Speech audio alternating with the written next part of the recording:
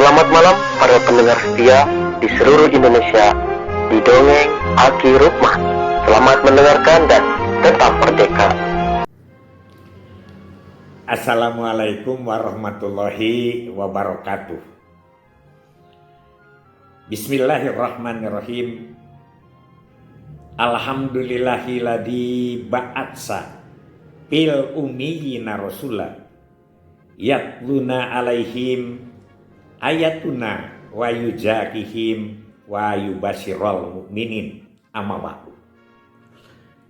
Kawan-kawan, anak cucu serta para pemirsa semua dimanapun menyimak dongeng ini memasuki part keempat tentang KB Singapura. Kita selesaikan saja malam ini, ya. Kenapa? Karena tentu saja yang ingin mendalami itu bisa mencari sumber-sumber dari lain tempat, terutama kepada mereka-mereka yang akan mengembangkan inovasi. Karena kemarin kan sudah dikasih contoh KIE-nya bagaimana dengan payung dan lain sebagainya begitu ya. Kebijakan-kebijakannya juga luar biasa ya, termasuk sterilisasi dibebaskan, termasuk sekolah dibatasi untuk anak ketiga dan lain sebagainya. Nah, sekarang bagaimana hasil perjuangan selama dari mulai tahun berapa 65 ini Singapura sampai kepada tahun 2000-an. Luar biasa.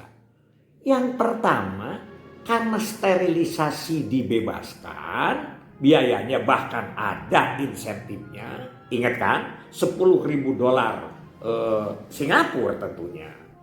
Kemudian anak ketiga, ya katakanlah dipajak dan lain sebagainya, berat biayanya. Akhirnya semua wanita berbondong-bondong sterilisasi.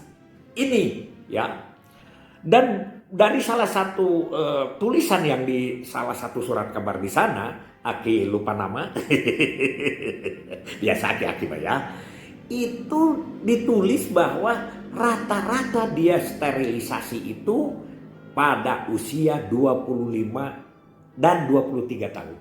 Jadi 23 tahun sterilisasi, 25 tahun sterilisasi. Kalau kita kan 30 kan harus dan lain sebagainya, harus sudah 2 anak lain sebagainya. Ini tidak tertarik dengan sterilisasi. Disebutnya langit atas. Sterilisasi oleh para dokter disebut langit atas. Semua berbondong-bondong. Akhirnya karena mereka itu diberi kebijakan-kebijakan yang konsisten seperti itu, pada umumnya di tahun 2000-an itu PFR 1. Rata-rata punya anak 1. Itu hampir menyamai Cina. Nah, tahun 2008 yaitu salah satu Perdana Menteri yang melanjutkannya, Lee Hsien Loong. Itu Perdana Menteri masih mengingatkan pada pidato kemerdekaan tahun 2008, dia masih mengingatkan bahwa kampanye stop di 2 itu harus dilanjutkan. Karena itu sangat menarik dan berkesan. Tapi setelah diperhitungkan secara statistik, pada tahun 2010 dengan TFR 1 ini akan kehilangan setengah dari penduduk. Sama dengan Cina kan? Karena kalau nanti ayah dan ibunya meninggal, penggantinya cuma 1. Jadi sudah sedikit penduduknya, nanti malah kehilangan. Dari situlah maka Singapura banting setir 180 derajat. Kebijakannya dirubah. Dari anti-natalis, dari pengendalian penduduk menjadi pro-natalis dan mendukung kelahiran. Jadi semuanya dirubah peraturan-peraturannya. Ya, yang pertama tentu saja adalah sterilisasi dibayar mahal.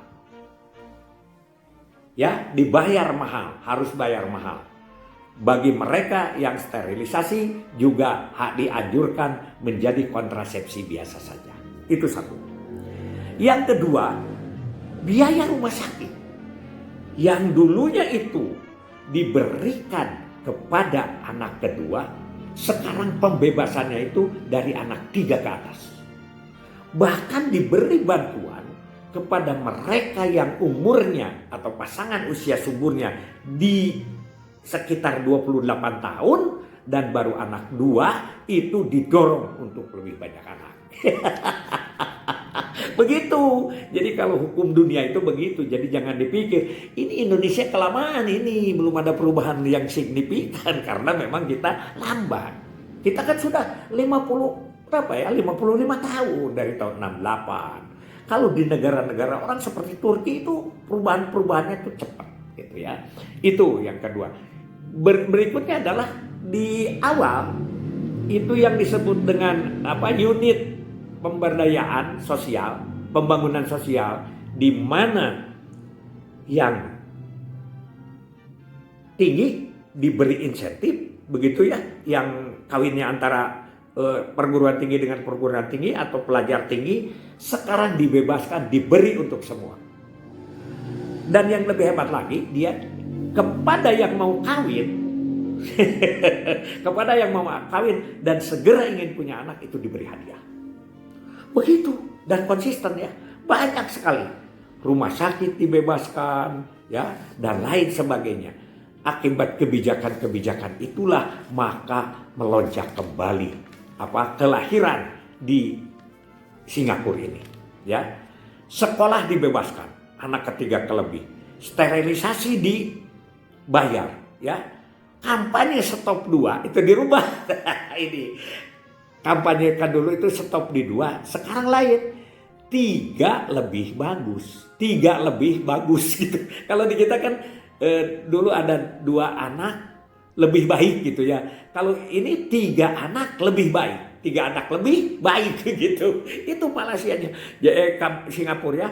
Jadi dirubah. Kemudian juga yang banyak, anak ke-1 diberi $900, anak kedua itu diberi $1.800 kelahirannya.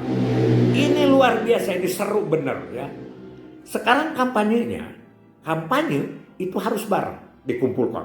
Jadi di tempat-tempat kalau kita mah di tempat riungan lah ya, KIM itu kelompok, pada KIM kelompok itu ditempatkan tempat-tempat khusus dan suami istri harus datang. Itu namanya kampanye bareng. Dan dia didorong untuk supaya banyak anak. Begitulah kebijakan-kebijakan yang menurut Aki itu adalah kontroversi bisa, tapi juga adalah hebatnya kehidupan dunia yang tidak tetap dalam satu martabat. Tungkul tempat kaluluputan, tangah tempat kalelepatan, sadetik ganti sajam robah. Itu tulisan Aki di Sunda Midang pada saat ngomentari ini. Nah, dari 4 malam ini kita ngobrol tentang Singapura. Jadi bahwa program KB itu tidak dilaksanakan secara edel-edel, tidak dilaksanakan secara asal-asalan. Ada satu komitmen, ada satu peraturan yang benar-benar ditinjau, yang benar-benar diawasi, yang benar-benar dilaksanakan secara konsisten. Aku jadi ingat kan tahun 66 itu yang disebut dengan Orde Baru itu apa? Orde Baru itu adalah ingin melaksanakan Pancasila dan Undang-Undang Dasar 1945 secara murni dan konsekuen. Itu aku di kelas 2 SMP dulu. Sampai sekarang apa? Ya begitu. Jadi sekali lagi kita ambil hikmahnya bahwa Singapura itu dengan penduduk sedikit saja kebijakannya begitu hebat. Bagaimana dengan kita? Kita yang penduduknya berpuluh-puluh lipat daripada Singapura, mudah-mudahan kita pun bisa mengendalikan dengan baik. Karena dinasnya juga sudah namanya Dinas Pengendalian Penduduk. Kalau pengendalian penduduk, ya dong lah orang desanya dikendalikan tuh berapa kelahiran dan lain sebagainya, kemudian dihebohkan kembali. Jangan sampai pos KB desa diberitahu cara ngitung CBR saja katanya, jangan dibebani dan lain sebagainya. Kalau tidak begitu mau apa kita? Apa mau beblas angin? Selamat Singapura. Mari kita jadikan motivasi pada diri kita. Singapura bisa. Kita kenapa tidak? Mudah-mudahan ada manfaatnya ya. Dan kita akan lanjut terus kita lihat perkembangan KB di negara-negara lainnya lagi. Hasbunallah wa ni'mal wakil, ni'mal maula wa ni'man nasir.